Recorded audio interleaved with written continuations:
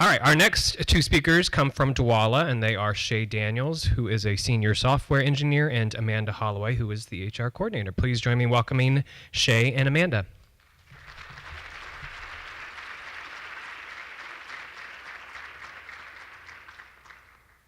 Hello, sorry for that awkward pause. We're at a far table over on the corner, so that's why it took so long to get up here. I'm Amanda Holloway, and I am the HR coordinator at Dwolla. If you haven't heard of Dwolla, we're a finance technology company, kind of your neighbor right over there. In simplest of terms, we work to build the ideal platform to move money. At Dwolla, diversity and inclusion is a really big part of what we do. I think that's all because our CEO and all of our executive team feel so highly about it. A quote from our CEO. Oh, if you want to go back. Our vision is to support the value layer of the internet. If we can not only achieve that vision if we are unapologetically intentional about embracing people and minds that are as diverse as the internet is. So with this, we've had a lot of things stem from this. We have a diversity and inclusion committee. We also have paid parental leave for anyone, as well as contributing to the culture, contribution instead of fit. So that's one thing we really try to focus on. The best teams are full of diverse ideas, experiences, and people. And with our diversity and inclusion committee, we really focus on having those conversations each year and talking about the things happening in the community as well as within our company. I'll let you share your story. Hi, I'm Shay Daniels. I'm a senior software engineer at Dwolla. I've been there for about 5 years, and I'm a transgender woman. So those core beliefs and the things that everybody talks about, it always comes down to the rubber meeting the road with an individual person. Everybody has their own story. And as a software engineer, I continually see themes and patterns of all these things. So that's maybe what I'm going to talk about a little bit more. I think for trans people, there's a kind of common story that either I knew since I was a kid that I was in the wrong body, or I had this epiphany moment where it's like, boom, I'm trans, and then I plan out my whole life after that. And for me, it wasn't like that. As a software engineer, we usually follow this process called Agile. Can I get a show of hands of who's heard of that? Okay, a lot of people. So I think that kind of gets a bad rap because Agile usually gets sold as the set of processes that if you do these, you're going to be able to move quickly and change directions and things like that. But it's really not a set of processes. It's a philosophy of being intentional about what we're going to trying things, see if they work. If they work, keep them. If they don't, get rid of them, and then reassess where you're at and start the cycle over again. For me, my transition was just like that. I didn't have this huge plan. I just know I have to deal with this right now. What's the next week going to look like for me? What's the next step that I have to take? And so I started seeing a therapist. I started trying to deal with the feelings that I had and what those actually meant, and it took me quite a while to figure it out. And when it comes to people, it's a whole person, right? When you go to work, you can't turn yourself off. It's all involved there. So it's intimately involved. So what am I going to do about this? Is my job going to be safe? What's my career options going to look like? Do I have to move? And what really helped me out was Dwolla took the Agile approach to our diversity inclusion efforts, and they said, hey, we're not bad right now. We're a small company. So compared to everyone else, we're pretty good, but we can do better than this. And so the company was super intentional about saying, what are the areas that we can focus on to get better with this?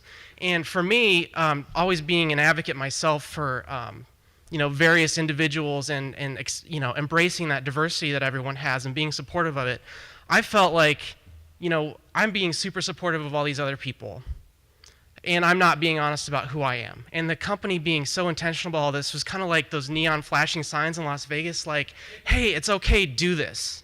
And so one of the other things about our culture is that we're super open, and there's really no closed doors. So I talked to the CEO, and I decided to do it the night before I talked to him. And he had no idea, so I kind of sprung that on him. Sorry, Ben. So anyway, and what they came back to me was, we support you 100%. We value you. What do you want to do? We're there for you. And so that's kind of a hard moment, but for me, it was also a really great opportunity. Our company didn't have a transition plan. How many small companies actually do? It's not very common, right? I'm sure larger employers like Principal, Wells Fargo, Bank of America all have those kind of plans because they've dealt with it before. But small companies don't. So it was really up to us to figure it out, and they were there for me for that process. And so what I decided to do was come up with a plan with our leadership team and my manager and HR, who are all incredibly supportive. And I wrote an email. And the CEO actually wrote an introduction to that email and then an end cap saying, hey, here's what's going to happen, and we're totally supportive. And he emailed that to the entire company on a Thursday at 5 o'clock while I was like sitting here shaking. And that's the kind of intentionality that I'm talking about, because when the CEO comes out and says, I have an incredibly important story to share with you, and we 100% support this employee, and anybody who has a problem with that, you're free to have your own opinions, but we support this person. That's super powerful. And it was also incredibly validating for me because when they saw my name in a subject line from the CEO, everybody thought I was quitting. So they were like, oh, this sucks. And then they realized, oh, she's staying here. This isn't so bad. So that was pretty cool. So after that, the Monday after that email went out, I came in as myself and got introduced at our weekly all-company meeting that we have by our director of HR, who got really emotional about it. And that means so much to me. And then after that, I hosted an event I called Cookies and Questions, where I bought Thelma's cookies for everybody to convince them to come listen to me talk about my situation.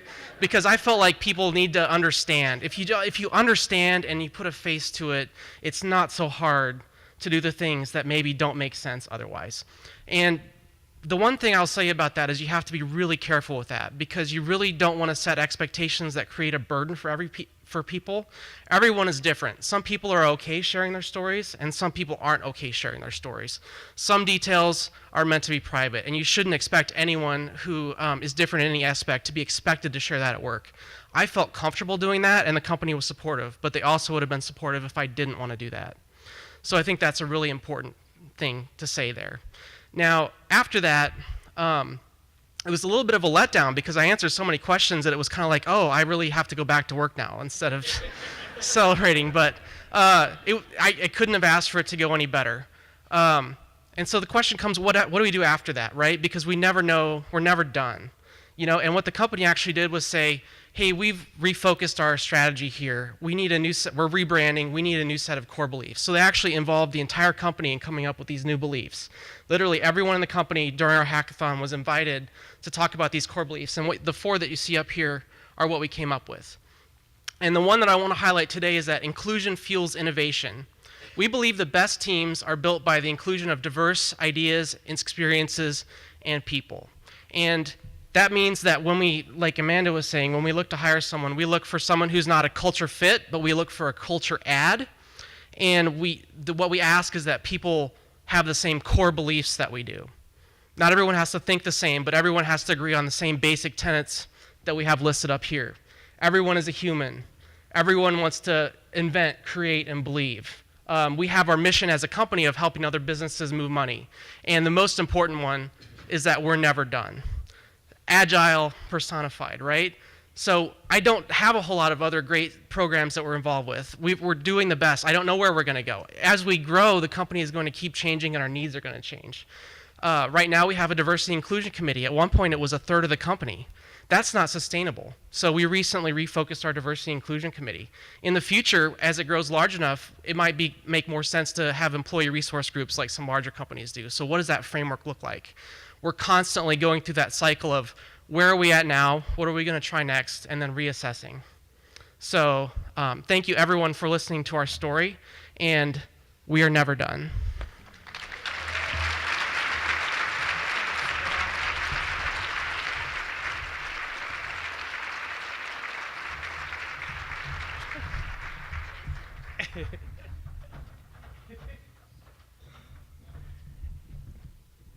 Thank you both, Shay and Amanda. I think these 3 companies really exemplify that no matter where you are on your journey, that this work needs to continue. And so that's one of the reasons why we built this toolkit, is to help those who feel maybe paralyzed and don't know where to start.